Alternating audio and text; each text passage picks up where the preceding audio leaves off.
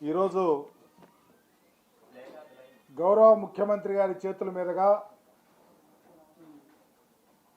కళ్యాణమస్తు షాదీ తోఫా 5వ విడత కార్యక్రమాన్ని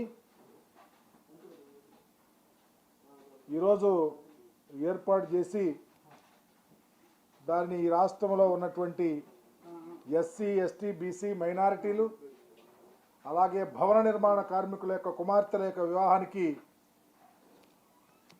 సహాయం చేసే ఉద్దేశంతో దరిదాపు 78.53 కోట్ల రూపాయలు దరిదాపు 10,000కు పైగా పెళ్లి కుమార్తెల కుటుంబాలకు సహాయం చేయటానికి ఈరోజు డబ్బులు రిలీజ్ చేయటం అనేది ఇది ఒక గొప్ప నిర్ణయంగా, అలాగే ఇప్పటి వరకు దరిదాపు 56,000 మందికి 427 కోట్ల పైబడి ఈ కార్యక్రమంలో గౌరవ ముఖ్యమంత్రి గారి చేతుల మీదుగా రిలీజ్ చేయటం అనేది చాలా ముదాఫంగా భావిస్తా ఉన్నా. నేను ఎందుకు చెప్తా ఉన్నానంటే, ఇప్పటికీ కళ్ళు లేని కపోజులు, ఇప్పటికీ రాష్ట్ర ప్రజలను ప్రక్కదోవ పట్టించాలన్న ఆలోచనతో ఉన్నటువంటి రాజకీయ నాయకులు, ముఖ్యంగా చంద్రబాబు నాయుడు పెళ్లి కానుక తీసేశారని చెప్తా ఉన్నారు. అయా, పెళ్లి కానుక తీసేసామా? పెళ్లి కానుక 5 విడతల్లో ఎంత సహాయం చేశాము? నీకులాగా 76 కోట్లకు పైగా డబ్బులు, పెళ్లి కానుక డబ్బులు నువ్వు గాలి కొదిలేసి కట్టలేకపోతే, ఇయ్యలేకపోతే మా ముఖ్యమంత్రి గారు వచ్చి అవి ఇచ్చి ఈరోజు ఈ రాష్ట్రంలో ఉన్న ఎస్సీ ఎస్టీ బీసీ మైనారిటీలతో పాటు భవన నిర్మాణ కార్మికులకు సంబంధించిన కుటుంబాలకు ఆదుకునే తీరు, దానిలో కూడా చదువే ప్రామాణికంగా 10వ తరగతి పాస్ అవ్వాలని చెప్పటం అంటే ఈరోజు ఈ రాష్ట్ర చరిత్రలో చదువులమ్మ తల్లిని ఏ విధంగా ఓలలాడిస్తూ ఉన్నాడో అర్థమవుతా ఉంది.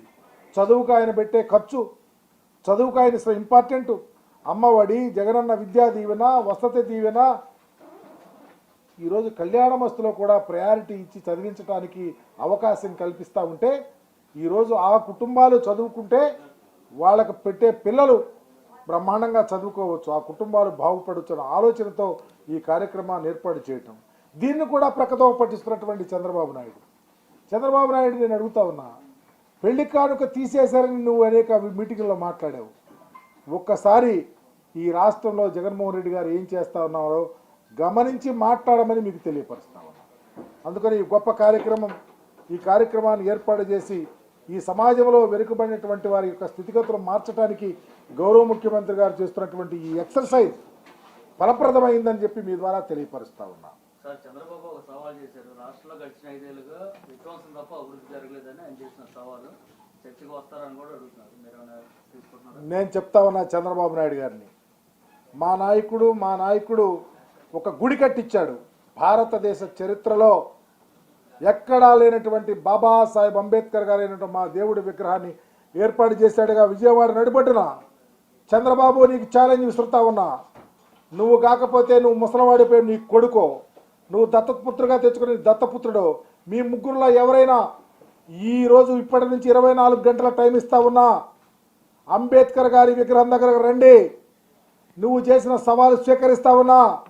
ఈ రాష్ట్రంలో ఏ ముఖ్యమంత్రి ఎలా చేశాడో, నీ పరిపాలనలో మేమెంత మోసపోయామో ఈ రాష్ట్ర ప్రజలం, మేము ఏం సహాయం చేస్తా ఉన్నామో, ఈరోజు 2,40,000 కోట్ల పైగా 60,000 కోట్లకు పైగా ఈరోజు రాష్ట్రంలో డీబీటీ రూపాయలు ఇచ్చే ప్రజలకు ఇచ్చే సహాయం కానీ, సంక్షేమం కానీ, అభివృద్ధి కానీ, ఈ రాష్ట్ర ప్రజల యొక్క జీవిత విధానాన్ని మార్చడానికి చదువులమ్మ తల్లిని ఓలలాడించే తీరు కానీ, ఈ రాష్ట్ర అభ్యున్నతికి జగన్మోహన్ రెడ్డి గారు చేసే ఏ కార్యక్రమం ఏదైనా నువ్వు చర్చకు రావాలని సవాలు విసురుతా ఉన్నా. చెప్తా ఉన్నావే మీటింగుల్లో, మా సిద్ధానికి భయపడి, మా సిద్ధానికి నీకు బీపీ షుగర్లు అన్ని వ్యాధులు పైకొచ్చి నువ్వు ఛాలెంజ్లు చేస్తా ఉన్నావుగా. ఇప్పటి నుంచి 24 గంటల టైం ఇస్తా ఉన్నా. మా ముఖ్యమంత్రి గారు అవసరం, ఆయన ప్రతినిధిగా, రాష్ట్ర మంత్రిగా, పేదవాడిగా ఈ రాష్ట్రంలో అనేక కార్యక్రమాలు ఆస్వాదిస్తున్న కుటుంబాల నుంచి వచ్చిన వ్యక్తిగా దమ్ముంటే బాబాసాహెబ్ అంబేద్కర్ గారి విగ్రహం దగ్గర 24 గంటల్లో నువ్వు కానీ నీ కొడుకు కానీ మీ పవన్ కళ్యాణ్ గారు వచ్చి చర్చకు సిద్ధంగా ఉంటారో తేల్చుకోమని మీ ద్వారా తెలియపరుస్తా ఉన్నా. మీ ప్రభుత్వానికి కౌంట్ డౌన్ స్టార్ట్ అయింది. ఇంకా 50 రోజులే ఫ్యాన్ రెక్కలు విరగొట్టి పాలిటిక్స్ ప్రజలు సిద్ధంగా ఉన్నారు చంద్రబాబు. ఫ్యాను రెక్కలు ఎరగొడతారా, సైకిల్ చక్రాలు ఊరగొడతారా? 2019లో నేను చూయించాం. 2024లో చక్రాలు సైకిల్ చక్రాలు ఉండవు, పెడలు ఉండవు. అవి నడిపినటువంటి వాళ్ళు కూడా ఈ రాష్ట్ర రాజకీయాల్లో ఉండరని మీ ద్వారా తెలియపరుస్తా ఉన్నా.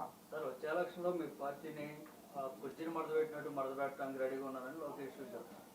సైకిల్లో మడత పెట్టేశాం. చంద్రబాబు నాయుడు కొడుకు ఆయనకి సపోర్ట్ చేసే వాళ్ళని ఇరగదొక్కేశాం 2019లో. ఈరోజు తేరుకోలేక తెప్పలేక ఎక్కటాకి ఆ ఓపిక లేక అన్నీ కృషించి నశించి రాజకీయాల్లో వెనుకబడిపోయి గుడ్డగాల్చి జగన్మోహన్ రెడ్డి గారి మీద మా ప్రభుత్వం మీద నెత్తినేస్తూ మేమే మర్చిపోతామా, వెనకబడతామా 24లో తెలుస్తుంది. ఈరోజు ఈ రాష్ట్రంలో ప్రజానీకం యొక్క ఈ పరిపాలన సరళి, ఈ ప్రజల యొక్క స్థితిగతులు మెరుగుపరచడానికి సామాజిక విప్లవాన్ని తెరదీసిన ముఖ్యమంత్రిగా నా ఎస్సీ, నా ఎస్టీ, నా బీసీ అని చెప్పి ఈ రాష్ట్ర ప్రజలను ఆకట్టుకొని వారి కోసమే పనిచేస్తున్న ముఖ్యమంత్రి యొక్క పనితనం కింద చంద్రబాబు బేజారెత్తా ఉన్నాడు కాబట్టే ఈ మాటలు మాట్లాడుతూ ఉన్నాడు. సార్ అంటే వైసీపీని కాదని బయటికి వెళ్ళిన నాయకులందరూ కూడా మళ్ళీ వైఎస్ఆర్ కాంగ్రెస్ పార్టీలోకి వస్తారు. ఎలా చూస్తారు? అది దానికి సమాధానం చెప్పాల్సిన చంద్రబాబు నాయుడు లేకపోతే ఆ పార్టీల నుంచి వచ్చేవాళ్ళు సమాధానం చెప్పాలి. మా పార్టీ నాయకుడు నిబద్ధత గల నాయకుడు. మా పార్టీ నాయకుడు ఎవ్వరికి అన్యాయం చేయకుండా ఎవరు నమ్ముకున్నా ఎవరు ఆయన వెంట నడిచినా గుండె మీద చేసుకుని ధైర్యంగా నడిచే అవకాశం కల్పించిన నాయకుడు. అందుకనే ఎవరన్నా వెళ్ళిపోయినా తప్పిదాలు తెలుసుకొని లేకపోతే చిన్న పొరపాటు తెలుసుకొని మరలా వచ్చి మా పార్టీలో చేరే ప్రతి నాయకుడిని ఆహ్వానిస్తా ఉన్నాం. మా కుటుంబ సభ్యులే. మందలో నుంచి గోరిపిల్ల తప్పుకుపోతే మరలా కలిస్తే మేము దగ్గర తీసుకుని హత్తుకొని గుండెల్లో పెట్టుకు తీసుకెళ్తాం. కాబట్టి ఈ రాష్ట్రంలో వైఎస్ఆర్ కాంగ్రెస్ పార్టీ అధినాయకుడు ఈ రాష్ట్ర రాజకీయాల్లో ఒక కలికితురాయి తప్ప చంద్రబాబు నాయుడుగా డొల్లలాగా ఉండడని మీ ద్వారా తెలియపరుస్తా ఉన్నాను. Thank you.